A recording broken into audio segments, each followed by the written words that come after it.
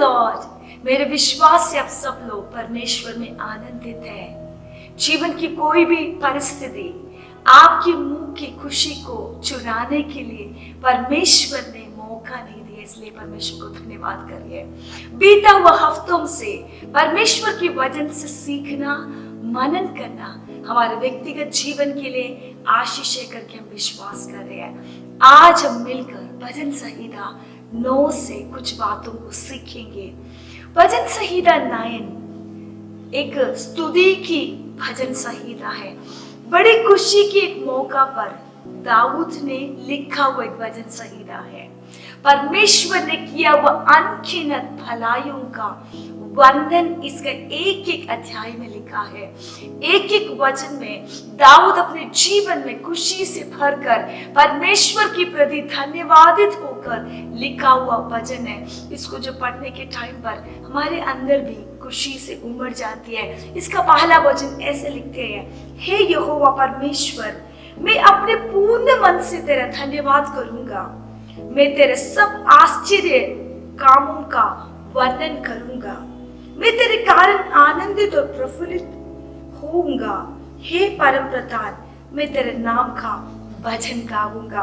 परमेश्वर की दास इधर दाऊद बता रहे, परमेश्वर मैं अपने पूर्ण मन से 100% मैं आपका धन्यवाद करूंगा। मैं तेरे आश्चर्य कामों का वर्णन करूंगा। आज मुझे सुनने वाला प्रियजन, जब भजन संहिता से हम सीखते वक्त आपके हृदय भी धन्यवाद से भरने दो। परमेश्वर ने अद्भुत तरीका से आप और मेरे जीवन में अद्भुत के काम किया है। दूसरे एक भजन संहिता में ऐसे लिखा है, जिसने मेरा निज स्तुति में मुझे स्मरण किया, उसकी करुणा सदा के लिए। हम थोड़ा पीछे मुड़ के देखने के समय पर हम सबके व्यक्तिगत जीवन में एक नीचापन था, जिधर कोई नजर हमको देख के खुश नहीं था, कोई भी हमको देख के तुच्छ समझती थी। लेकिन परमेश्वर ने हमारा निज स्थान में, जिधर कोई हमारा मदद के लिए नहीं था, उसमें हमारा स्तुति ली, हमारा साथ खड़ा किया। स्टेप बाय स्टेप हमारे उंगलियों को पकड़ के हमको आगे लेके गया, हमारे अंदर उम्मीदों को दिया, हमारे बीमारियों को चंगा किया, हमारे घरों में आशीष दिया। हमको आज जीने की एक उम्मीद, एक आशा है, परमेश्वर में चलने का एक उत्साह है। कितना बात है परमेश्वर को धन्यवाद करने के लिए। किसी न किसी को देखने के समय पर वो परमेश्वर को धन्यवाद करना पसंद नहीं करते, क्योंकि सोचती है मैं अपनी ताकत से, अपनी बुद्धि से, अपनी शक्ति से सब कुछ मेरे जीवन में हुआ। लोग ऐसे बोल के भी मैं सुना हुआ है, मैंने तो बहुत मेहनत किया, मैंने मेहनत किया और मैं आज इस स्थान में है। सही है, मेहनत किया, लेकिन मेहनत करने के लिए ताकत और बुद्धि, शक्ति, आयु परमेश्वर ने हमारे जीवनों में प्रदान किया। आज सोच के देखिए, परमेश्वर ने कितना बार बड़े बड़े बीमारियों से हमको चंगाई दिया, कितने बार हमारे जरूरतों को पहले से स्वर्ग ने इंतजाम किया, हमारे बच्चों के लिए राह खोला, हमारे राहों में हमारा राहों को मुबारक किया। कितना खुशी और आनंद हमारे परिवारों में दिया। आपके पास ये सब कारण है तो आज परमेश्वर को धन्यवाद करने के लिए भूलना नहीं है। दाऊद बता रहे, परमेश्वर तूने मुझे लेकर आए हुआ रास्ताओं को एक बार मैं मुड़ के देखूं, मैं कैसे चुप रह सके। लोग ऐसे बोलती है, आराधना में जब परमेश्वर के भवन में आने के टाइम पर कोई आराधना नहीं करती, कोई स्तुति नहीं करती, ऐसे खड़े हो जाती है। लेकिन एक व्यक्ति जिसने परमेश्वर की भलाई का स्मरण करती है, वो चुप खड़े नहीं हो सकती, क्योंकि अनगिनत जो गिनने से परे है परमेश्वर की भलाई। इसलिए दाऊद ऐसे बता दे, परमेश्वर इतनी दूर तक मेरी अगुवाई करने के लिए मैं और मेरा घराना क्या है। जीवन के अनुभव में दाऊद को पता है, अनगिनत भलाइयों से परमेश्वर ने मेरे जीवन को भरा है, इसलिए उसकी आश्चर्य कामों को मैं वर्णन करूंगा। जो व्यक्ति इंसान से धन्यवादित नहीं रहती, वो व्यक्ति परमेश्वर को भी धन्यवाद नहीं करेगा। नहीं तो जो व्यक्ति परमेश्वर से धन्यवादित नहीं रहती, वो व्यक्ति कभी भी इंसान के साथ, एक दूसरे के साथ धन्यवाद बोलने के लिए प्रॉब्लम फील करेगा। लेकिन परमेश्वर क्या बोल रहे हैं? परमेश्वर की आश्चर्य कामों का वर्णन करने के लिए हम भूलना नहीं है।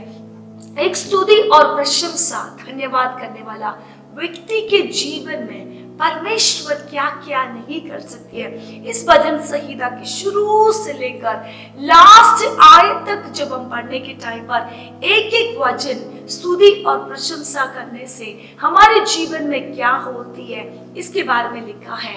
मैं आपको आज बताना चाहती हूँ स्तुति करने से हमारे जीवन में क्या होती है। स्तुति करने वाले के व्यक्ति के लिए परमेश्वर अपने आप युद्धों को लड़ने के लिए आती है। God will fight for you। हमारे व्यक्तिगत जीवनों के अनुभव है ना, कितना बार शत्रु ने हमारे सामने अपनी ताकत दिखाने का कोशिश किया, हमको नीचे गिराने का कोशिश किया, हमारा महिमा को गिराने का कोशिश किया, लेकिन परमेश्वर ने तुच्छ जाना वो लोगों के सामने हर बार हमको उठा के खड़ा किया। जो जिस आंखों ने हमारे गलतियों को ढूंढती थी, जिस कान हमारे बुराई सुनने के लिए बैठती थी, जिसकी चित्त में हमारे खिलाफ की भावना था, उस हर एक व्यक्तियों के सामने, परिवारों के सामने, झुंड के सामने परमेश्वर अपनी प्रजा के लिए जब युद्धों में लड़ने के लिए आती है ना, उधर जीत हमारा होती है। क्योंकि एक कंडीशन है, परमेश्वर बोलती है लड़ाई के समय पर, परेशानी के समय पर सीख लो धन्यवाद करने के लिए, स्तुति करने के लिए, उस परमेश्वर को स्तुति करने के लिए। जब दूसरा इतिहास की पुस्तक पढ़ने के टाइम पर हम देख सकते हैं उसके 20 अध्याय में यहोशाफात एक राजा था, लेकिन वो एक ऐसी समस्या के बीच में खड़ा हो गया। दो राज्य मोआब और अम्मोनाइट्स आके यहोशाफात के खिलाफ में एक दूसरे के झुंड बना के इस राजा को डिफीट करने के लिए आ रहे हैं। लेकिन यहोशाफात क्या कर रहे हैं? परमेश्वर के सामने एक जाकर ऐसे प्रार्थना कर, स्तुति कर, परमेश्वर बलवान और बलहीन के बीच में एक विषय के ऊपर तर्क जब आएंगे, स्वर्ग की परमेश्वर आप हमारे युद्धों को लड़ने के लिए आएगा। उस अध्याय को पढ़ने के टाइम पर युद्ध के सामने यहोशाफात क्या कर रहे? परमेश्वर के सामने दंडवत करके उसकी आराधना करे। लेवी गोत्र के लोगों को, आराधना करने वाले झुंड को इस युद्ध की भूमि में आगे खड़ा कर रहे। युद्ध चलने के टाइम पर कौन सा आराधना करने वाले लोगों को कुछ कर सके? मानसिक सोचों में ये मुश्किल है, लेकिन स्वर्ग की परमेश्वर क्या कर रहे हैं? स्तुति और प्रशंसा ऊपर स्वर्ग की ओर जाने के समय पर स्वर्ग की आर्मी क्या कर रही है? यहोशाफात को युद्ध में जीत दे रही है। आज आपकी समस्या क्या है? क्या शत्रु आपके सामने आके ललकार रही है? आपको अपने आप को नीचे गिराने का कोशिश कर रही है? आपके पीठ पीछे में आपको गिराने का योजना, उनको प्लानों को बना रही है। लेकिन स्वर्ग की परमेश्वर बोल रहे हैं प्रार्थना करने वाला, स्तुति करने वाला, आराधना करने वाला, धन्यवाद से भरा हुआ एक व्यक्ति है तो The God will fight for you। परमेश्वर आपका युद्धों को अपने आप क्या करेंगे? उत्तर के करना शुरू हो जाएगा। When you stop worrying, God take the space and God step into that place। जब हम अपनी वरी को छोड़ के उस जगह में प्रार्थना और स्तुति करेगा है तो उस गैप के बीच में परमेश्वर उतरेगा, परमेश्वर हमारे युद्धों को लड़ेगा। प्रेजेस करने वाला, स्तुति करने वाले एक व्यक्ति का जीवन में एक दूसरी बात है, परमेश्वर उसको प्रोटेक्ट करने के लिए खड़े हो जाती है। परमेश्वर शरण स्थान बन जाती है। परमेश्वर वो ऊंचे दृढ़ गढ़ के समान उस व्यक्ति के लिए खड़े हो जाते हैं। प्रोटेक्शन परमेश्वर के तरफ से होती है, जो हमारा अंदर ऐसे शांति से भर देगा जो हमारे बुद्धि से परे है। प्रोटेक्शन किधर से आती है? परमेश्वर की ओर से आती है। एलीजा ये सबके जीवन में, एलीजा के जीवन में आहाब सब लोग उसके खिलाफ में हो गया, लेकिन जब परमेश्वर ने उसको प्रोटेक्ट करना था, हर खतरों से उसको बचाया, बहुत माइल्स में भागने का ताकत और हिम्मत उसकी पापों में दिया। जब आप प्रेज करने वाले एक व्यक्ति है तो, स्तुति और प्रशंसा करने वाले एक व्यक्ति है तो परमेश्वर आपकी ताकत को ताजा करेगा और आपकी अंदर से आपकी स्पिरिट को, आपकी आत्मा को नवीकरण करती है। किसी न किसी का फेस को देखते हमको ऐसे लगती है बहुत अंदर से उदास होती है, फेस में कोई खुशी नहीं है, कोई रौनक नहीं है, हर समय मुरझा हुआ एक अवस्था में। जब हम अपनी तरीका से हमारे समस्याओं को हैंडल करने का कोशिश करेंगे तो हमारी आत्मा डल हो सकती है। कभी कभी जीवन की कुछ परेशानी के सामने थोड़ा समय हम अपनी ताकत से, अपने शब्दों से कुछ करने का कोशिश करके देखो, लेकिन आप and of the day you will be tired. आप मुरझा जाएगा, अंदर से अब कमजोर निकलेगा। अंदर से जब आपकी खुशियों को शैतान चुराने के टाइम पर आपकी फेस में वो दिखना शुरू करेगा, आप एक इरिटेटिंग पर्सनालिटी बनेगा। लेकिन परमेश्वर क्या चाहती है, आप और मैं परमेश्वर की कृपा में चलने वाला लोग होने दो। हमारी पहचान भीड़ के बीच में हमारा कपड़े के वजह से, हमारे पहनाहट के वजह से ना होने दो। हमारे अंदर की स्वर्गीय कृपा के वजह से हमारी पहचान भीड़ के बीच में हो सके। हमारी आत्मा को परमेश्वर नवीकरण करने दो, रिपेयर करके हर बार उसको रिन्यू करने दो। हमारी ताकत को परमेश्वर रिफ्रेश करने दो, नया करके खड़े होने दो। क्या करेगा प्रेज करने वाले के व्यक्ति के लिए? दूसरी बात है, उसकी ट्रबल्स का साइज छोटा होना शुरू होती है। समझ आ रही है? हम एक समस्या मानुषिक आंखों से देखने के टाइम पर वो समस्या कभी कभी उधर ही खड़े हो जाती है। ना व्यक्ति बदलती है, ना सिचुएशंस बदलती है, ना हमारे सामने कोई रास्ता दिखती नहीं है।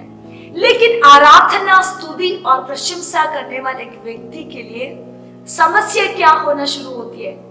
Size become smaller and smaller, छोटे छोटे होते रहती है। जिस एक दिन में जैसे एक परेशानी आ गया, द फर्स्ट डे वो हमारे सामने एक पहाड़, हिमालयन माउंटेन्स के समान उतना बिग लगती है, उसके पार करना हमारे लिए मुश्किल लगती है। जब उसके बाद जब हम उसको उस विषय को स्तुति और प्रशंसा और धन्यवाद के साथ परमेश्वर के सामने गिड़गिड़ाहट के साथ लेकर आया है तो उस प्रॉब्लम हमारे सामने स्मॉल होते जाती है। At the end of the day, end of the week, end of the month हमारे लिए वो प्रॉब्लम ही नहीं रहती। आज इस समय, जो भी समय पर आप इस वचन को सुन रही है, क्या आपके अंदर एक आराधना करने का, स्तुति करने का, प्रशंसा करने का एक आदत है? शायद हमारे पास इतना अच्छा एक आवाज नहीं होगा, हम कभी कभी ऐसे सोचते हैं मेरे से नहीं गाया जाती है इसलिए मैं गाना नहीं गाती। ऐसे नहीं है। आपके टूटा फूटा लफ्ज को भी परमेश्वर सुनना पसंद करती है। जब पहले सैमुएल पढ़ने के टाइम पर हन्ना अंदर से बहुत टूटी थी, क्योंकि आस पड़ोस में उसका निंदा हो रही थी। वो अकेलापन के बीच में से जा रही थी, वो अपने आप चिंताओं में फंसी थी। लेकिन जो परमेश्वर के मंदिर में आके उसने स्तुति किया, गिड़गिड़ाकर परमेश्वर के सामने रो के प्रार्थना किया, उसके बाद लिखा है जब हन्ना ने मंदिर को छोड़ के बाहर निकला, उसके बाद उसकी फेस में कभी भी उदासीपन नहीं आया। अंदर ही अंदर टूटा हुआ एक व्यक्ति है तो थोड़ा समय निकाले परमेश्वर की आराधना करने के लिए, परमेश्वर का स्तुति करने के लिए, परमेश्वर की महिमा करने के लिए। स्वर्ग आपकी युद्धों को लड़ने के लिए उतरेगा। आपकी प्रॉब्लम की साइज एकदम छोटा होते आप देखेगा। परमेश्वर आपकी आत्मिक आंखों को खोलेगा ताकि आगे का ब्लेसिंग्स जो शैतान कोशिश करती है एक स्टैम्पलिंग बैरियर्स को लगा के ब्लॉक करने के लिए, जब स्तुति करते वक्त परमेश्वर आपकी आत्मिक आंखों को खोलेंगे, वायदों से आपके जीवन को भरेगा, हर एक नेगेटिव हमारे जीवन से बाहर आएगा। हम परमेश्वर की स्तुति करते हमारे प्रॉब्लम के ऊपर जीत पाएगा। क्यों ना हम अपने आंखों को बंद करें, स्तुति करने का एक जीवन शैली हमको होने दो। दावीद अपने जीवन में जो किया वो बातों को हमारे लिए लिखा है, सालों के बाद भी हम उसको पढ़कर कुछ सीखने वाला लोग बन सके। पिता परमेश्वर, आज इस समय हम आपकी सिंहासन के पास स्तुतियों के साथ आ रहे पिता। हमने देखा है स्तुतियों के बीच में आप विराजमान होने वाला परमेश्वर है। खुदा आप हमारे अंदर नए बल को, सामर्थ को, आत्मा को देती है। हम कभी थक ना जाए, हम कभी भी कमजोर ना होने दो, हमारी बल हर रोज नए हो सके। आज इस वचन को सुनते सुनते लोगों के अंदर की उदासीपन दूर हो जाए, आत्मा रिन्यू हो जाए और आपकी अद्भुत के काम एक एक जीवनों में हो जाए। आदर आपका है परमेश्वर, महिमा और सम्मान भी आपका ही है पिता। ये प्रार्थना मांगते प्रभु यीशु मसीह के नाम से, amen, amen. God bless you.